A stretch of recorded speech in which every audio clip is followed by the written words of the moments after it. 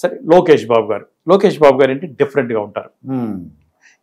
ఇంత హాని చేస్తే, ఇంత ఇబ్బంది పెడితే, ఇప్పుడు చాలామంది ఆస్తులు కోల్పోయారు, చాలామంది ఇబ్బందులు పడ్డారు, ఊర్లో వదిలిపెట్టి పారిపోయారు, వాళ్ళ పిల్లల ఎడ్యుకేషన్ చెడగొట్టారు, జగన్మోహన్ రెడ్డి నానా ఇబ్బంది పెట్టాడు, ఎందుకు ఊరుకోవాలి అని చెప్పి రెడ్ బుక్ లో రాసి ఇప్పుడు ఓపెన్ అవుతున్నాయండి.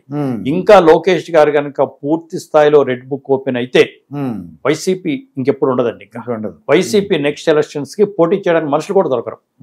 అలాంటి పార్టీ అది. నేను చెప్పాను కదా, ఇప్పుడు బోర్గడ్డ అనిలు ఆ పార్టీ, పోసాని కృష్ణమూర్లి ఆ పార్టీ, శ్రీరెడ్డి ఆ పార్టీని, పంచ ప్రభాకర్ అదే పార్టీ, చింతా ప్రదీప్ అదే పార్టీ. ఎవరండి వీళ్ళంతా? అసలు వీళ్ళకి రాజకీయాలకి ఏం సంబంధం? ఎందుకు ఇలా మాట్లాడుతున్నారు? ఇప్పుడు జగన్మోహన్ రెడ్డికి మేలు చేస్తున్నారా? కాదు. జగన్మోహన్ రెడ్డికి అన్యాయం చేస్తున్న వాళ్ళలో వీళ్ళందరూ ఉంటారు. విశ్లేషకులు, సరే వాళ్ళ పేర్లు చెప్పదలుచుకోలేదు, ఏమీ తెలియదు వాళ్ళకి. అసలు చంద్రబాబు నాయుడు గారికి సీట్లు రావు, పవన్ కళ్యాణ్ గారు ఓడిపోతారు, ఒక వ్యక్తి వేణుస్వామి చూడండి. ఎస్, ఇక వేణుస్వామి కానివ్వండి, స్వామి కానివ్వండి, అంటే దీంట్లో ఏంటంటే అసలు ఏం జరిగింది అనేది మనం ఇంకొంచెం లోతుకి వెళ్ళాలి. ఎందుకంటే ఇప్పుడు పవన్ కళ్యాణ్ గారి మీద ఒక లేడీని పెట్టి, లోకేష్ గారి మీద ఒక లేడీని పెట్టి, బాలకృష్ణ గారి మీద ఒక లేడీని పెట్టి మహిళల చేతిలో ఓడించాను అని ప్రచారం చేసుకోవడానికి జగన్మోహన్ రెడ్డి గారు చేసిన ప్లాన్ అండి. అదేంటారా? అక్కడ వంగా గీత నిలబడింది, వంగా గీత గారు నిలబడ్డారు, ఇక్కడ లావణ్య గారు నిలబడ్డారు, అక్కడ కూడా బాలకృష్ణ గారి మీద కూడా మాధవి పెట్టినట్టున్నారు కదా, లేడీని పెట్టారు కదా, అందరు పెట్టారు కదా. ఆడమ్మాయి ఓడించేసింది అంటే నేనేమంటా అంటే రాజకీయాల్లో ఓడించటము గెలవడం అనేది తప్పేం కాదు సార్. కానీ వీళ్ళు ప్రత్యర్థులుగా చూశారు, అంటే శత్రువులుగా చూశారు. కానీ చంద్రబాబు నాయుడు గారు అట్లా అనుకుంటే కనుక రాజశేఖర్ 94లో పూర్తి స్థాయి మెజార్టీ వచ్చింది, 99లో చంద్రబాబు నాయుడు గారు ఇక్కడ ఉన్నారు, కేంద్ర ప్రభుత్వం ఆయన చేతిలో ఉంది. కానీ రాజశేఖర్ రెడ్డి గారిని కానీ కాంగ్రెస్ పార్టీని కానీ వారున్న 9 సంవత్సరాలు ఎప్పుడన్నా ఒక కేసు పెట్టడం కానీ, అరెస్ట్ చేయడం కానీ, ఆస్తులు దోచుకోవడం కానీ, లేదా తెలుగుదేశం పార్టీ వాళ్ళ మీద ఉసిగొలపడం కానీ చంద్రబాబు నాయుడు గారు చేయలేదు కదా, ఒక్కసారి కూడా చేయలేదండి.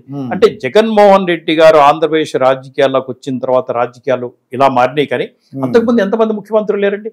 ఇప్పుడు చంద్రబాబు నాయుడు గారు 9 years ఉమ్మడి రాష్ట్రానికి ఉన్నారుగా, మరి 5 సంవత్సరాలు వారు ఉన్నారుగా, మరి బీజేపీతో పొత్తులోనే ఉన్నారుగా, మరి ఆయన కోర్టు కేసులు ఏమైనాయి మరి జగన్మోహన్ రెడ్డి గారి? కాబట్టి జగన్మోహన్ రెడ్డి గారు ఎప్పుడైతే ఈ పంథాన్ని ఎన్నుకున్నారో ఆయనకు ప్రాబ్లం అయింది. ఎప్పుడైనా సరే అండి, ఇంత జరిగిన తర్వాత కూడా చంద్రబాబు నాయుడు గారు ఇవాళ కూడా మీరు వెళ్ళండి, సార్ నన్ను పోలీసులు పట్టుకెళ్లారు, సిఐడి పోలీసులు అప్పుడు పట్టుకెళ్లారంటే తప్పకుండా వాళ్ళ మీద యాక్షన్ తీసుకుందాం, తప్పుడు చర్యలు ఉంటే యాక్షన్ తీసుకుందాం, ఐ విల్ టేక్ కేర్ అంటారు తప్ప వాళ్ళని పట్టుకురండి చేయండి ఎప్పుడు అనడండి. అది చంద్రబాబు నాయుడు గారి నైజం. ఒక రాజకీయ నాయకుడికి ఒక ముఖ్యమంత్రికి కరెక్ట్ గా ఎటువంటి లక్షణాలు ఉండాలో అటువంటి లక్షణాలు ఉండ ఏకైక వ్యక్తి చంద్రబాబు నాయుడు గారు. ఇక మీ కొంతసేపు మీ పర్సనల్ విషయాలు అడుగుదాం అనుకుంటున్నానండి. అంటే ఈ కూటమి ప్రభుత్వం గెలిచిన తర్వాత వెళ్ళి చంద్రబాబు నాయుడు గారిని కలుసుకున్నారండి? వెళ్ళి కలిసానండి, నేను 2 సార్లు కలిశాను. చాలా ఆప్యాయతగా మాట్లాడారు. 35 minutes కూడా కూర్చున్నామండి ఒకసారి. పాత అంటే 1984 విషయాల గురించి, 1989లో విషయాల గురించి అవన్నీ కూడా చాలాసేపు మాట్లాడుకున్నాం. తర్వాత మిగతా మంత్రులు కానివ్వండి, ప్రముఖ నాయకులు అందరూ కూడా నేను రెగ్యులర్ కలుస్తూ ఉంటానండి. కలుస్తున్నాను. అంటే మీకు అంటే ఇంత కష్టపడ్డారు, ఇన్ని బాధలు పడ్డారు, మీకు ఎవరైనా న్యాయం చేయాలని మీరు అనుకోలేదు సార్? అంటే కార్పొరేషన్ చైర్మన్, నేను క్లియర్ గా చెప్తానండి, వార్డు మెంబర్ కూడా నేను పోటీ చేయను సార్. ఏ ప్రభుత్వం నుంచి నాకు ఎటువంటి సహాయం అంటే ఏదైనా అవకాశం ఉంటే, నాకు ఏదైనా ఇబ్బందులు ఉంటే సహాయం అడుగుతాను తప్ప నేను ఎటువంటి పోస్ట్ అడగనండి. అంటే చంద్రబాబు నాయుడు గారి గురించి కానీ వాళ్ళ కుటుంబాన్ని కానివ్వండి, నాకు చిన్నప్పటి నుంచి తెలుసు కాబట్టి వారంతా మంచి ముఖ్యమంత్రులుగా ఉంటే చాలు, ప్రజలకు సేవ చేస్తే చాలు, ఒక మంచి ప్రభుత్వాన్ని తేవడానికి మేము కష్టపడ్డాం తప్ప మా TV5 మేనేజ్మెంట్ కానివ్వండి, మా ఎడిటర్ కానివ్వండి, మిగతా వాళ్ళంతా మేమంతా కూడా ఒక మంచి ప్రభుత్వాన్ని తెద్దాం. అమరావతి రైతులకి ఎవరైతే మహిళల్ని వేధించారో, మహిళల్ని కుక్కలు నక్కలతో పోల్చారో వారందరికీ బుద్ధి చెబుదాం.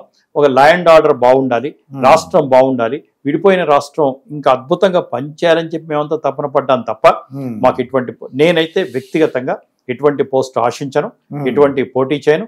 Never never never.